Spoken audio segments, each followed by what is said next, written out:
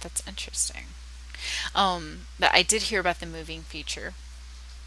They're going to do that where you can move from, uh, like, hey, I'm in a medium sized house and I want to upgrade to a larger size house. And I'm not exactly sure how they would um, implement all of that. They haven't really discussed it. They just said, hey, moving is going to be a thing.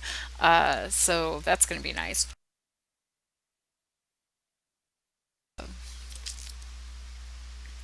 So the last section on the first page of this live letter, and again, I'm going to post this in there if you just want to read over this really quick and not listen to me ramble on for 2 more pages.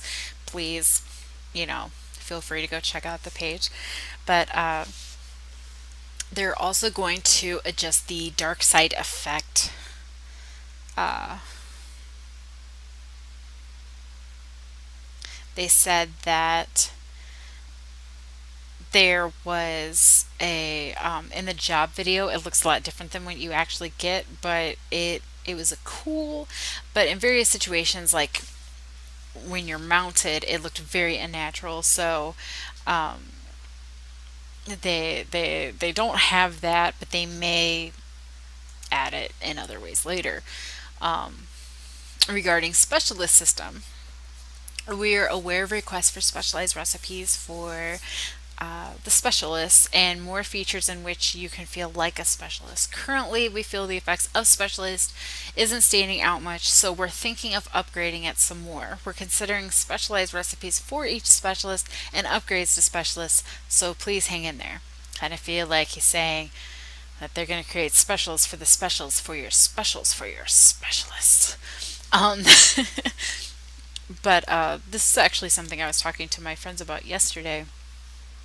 And I'm going to digress here a little bit, so feel free to skip ahead like 5 minutes if you don't want to hear about crafting and gathering. But uh, I think it would be really cool for them to implement more things for specialists, and especially crafting and gathering in general. I feel like right now there is a big segregation between the Disciple of Hand and Disciple of Land job classes and the Disciple of War and Disciple of Magic classes. And the reason I say this is because you have the heavy, heavy grind that the warriors and magicians go out and do. And they're involved in all kinds of ways. You have, quests, fates, leaves, hests, dungeons, raids, primals, etc. And for crafting and gathering, you have your, uh, class quests. You have love quests, and then you can go out and actually go gather your stuff or craft your stuff. That is all. You don't really have a reason or a way to go interact with other people other than the fact that, hey, I need something, or hey, I'm going to sell this to you. So I kind of feel like there's a very, very big gap there. And while I understand that, in some ways it's almost a peaceful getaway. Like, I always joke that fishing is going to be my last job I level because that's going to be my retirement job. Because it really is. I picked it up. I think it's level 7. I realized after a while it feels very slow to me. It feels like a very, very slow leveling process. It's level Fisher. So I decided to save that for last. And I think it would be really cool though if they implemented a way where they had more active instances where you could actually um, participate, almost like the guild has, where you can go and have like a chef competition, if you will, or a like a weaving competition, or whatever class, because there's so many times when you almost feel unrewarded as a crafter or gatherer. I mean, and this is my opinion, I'm not a master crafter by any means, but I feel like there are there's a big segregation between uh, what the crafters and gatherers do and what the other players do. And I think it'd be really neat if they implemented a way where, like in the Hest, you have like, a random NPC or a boss or something where you go and you compete, and then in the end you get a reward for it. And I think that'd be really cool. It'd be a good way to hone in on your skills and, uh, you know, do something for yourself and, whatnot, but have something uh, different in return. But anyway, I'm rambling really bad, so I'm going to continue. I really think that that would be something interesting, though, and it's kind of ironic that they're actually going to start implementing in more stuff for gatherers in the airships, which they'll mention later. So I'm going to continue. Back to the Dark Knight, they said that they've been receiving a lot of requests to hide the dark side aura effect. I guess it's irritating a lot of people in the towns. So they are going to try to implement a way to turn that off. The only problem is it would also turn off the grease lightning effect for Monk. So they're thinking about how it affects people comfortably, and they're going to talk to their assistant director about adjusting it. Also, for the main scenario progression to Access 4.0, uh, he says that he knows it's a little early to talk about it, but when you finish the 3.0 series, they're not going to do like the transition from 2.0 to 3.0, where you absolutely have to finish your main story in 3.0 to access 4.0 content. Uh, they said that you'll be able to unlock new jobs regardless of your scenario progression, but they feel the need to create a system that will allow you to watch a digest of what happened. So they know that they had a great big transition from 2.0 to 3.0. Like you had to complete 2.0 to even touch Ishgard, to even start any 3.0 content, and they still feel comfortable with that. But because they really wanted that strong transition, I guess. But they're going to make it a little easier to handle some of the newer content in 4.0. If you haven't finished 3.0.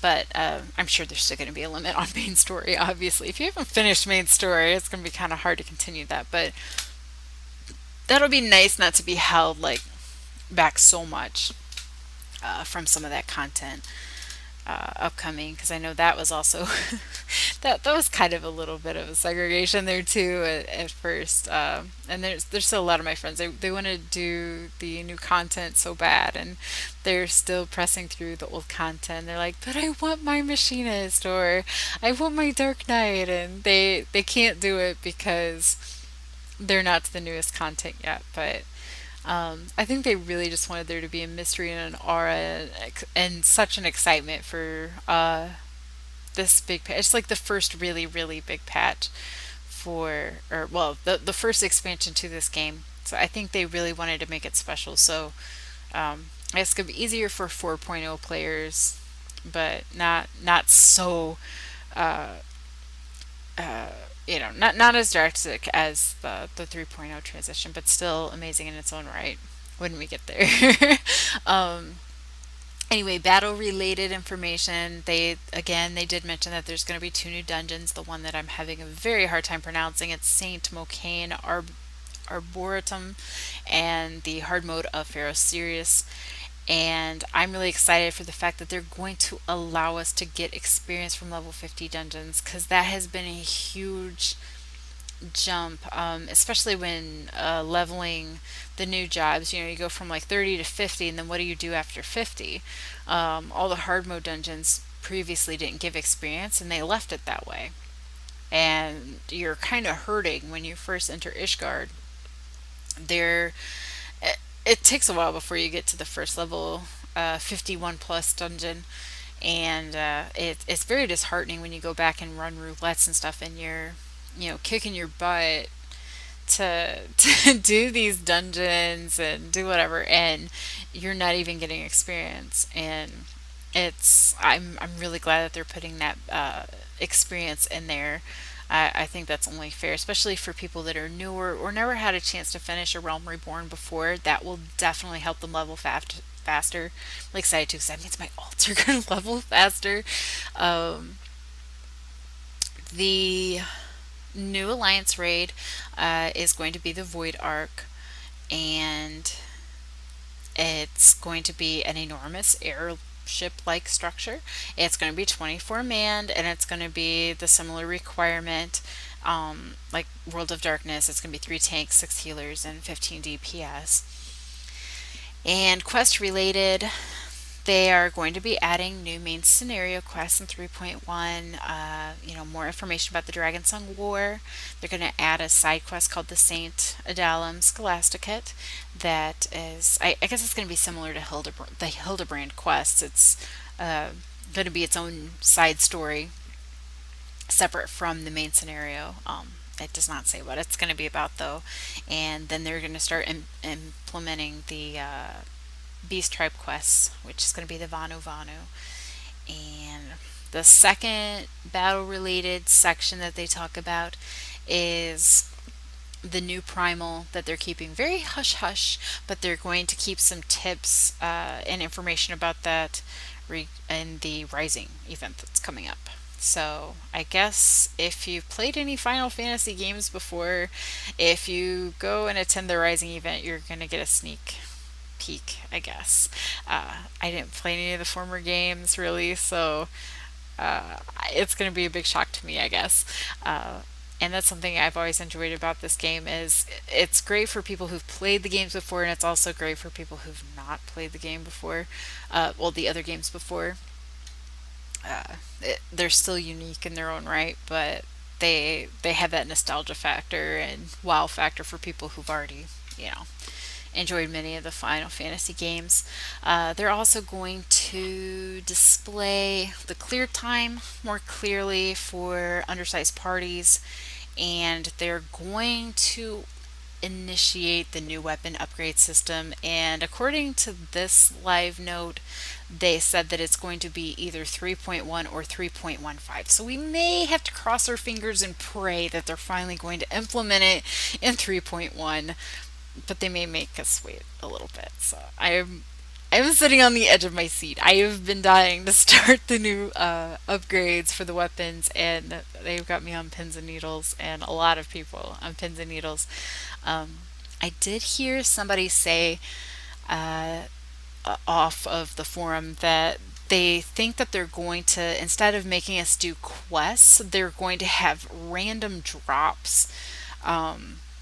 And items that we'll be picking up, and that we'll be able to upgrade our weapon that way, which kind of reminds me of like old school role-playing games. There's like, oh, look at this bit of doodad over here. Let me toss that on my weapon and see if that helps it. So I don't know if it's going to be exactly like that, or if it's almost going to be like the pre-final light grind for the Realm Reborn relic. I'm not really sure, but I guess we will find out in 3.1 or 3.15. And again, 3.1 is probably going to come out like September, October-ish. And as Yoshi says, please look forward to it. The next section was the airship exploration voyage. They are planning to introduce new content where you can explore uncharted islands with the crafted airships that we've made so far in the FCs. Multiple parties can explore the same island at the same time. The concept is to defeat lots of strong monsters, and there's going to be special gathering nodes that will be available. And so once, the battle's going on and it's safe for the gatherers, they can kind of scurry around and go get their stuff. So like I was saying earlier, I think that's kind of cool that they're implementing more stuff, more importance for the crafters and gatherers. I already think it's pretty cool that they almost force people to gather or craft in the FC in order to even make the airships. You want to help the FC, you better craft. So I hope they keep giving us more stuff to do, because that would be great. And they said they wanted to give us an old MMO like feel for that, so it's something new and fresh for Final Fantasy XIV, and it sounds cool to me. I think it'll be cool to be more hands-on as an FC, being able to like go out and do stuff together instead of sitting on our hands and waiting for a ship to go out. And And I'm really bad about that. I forget to go check our airship and I feel horrible. Like,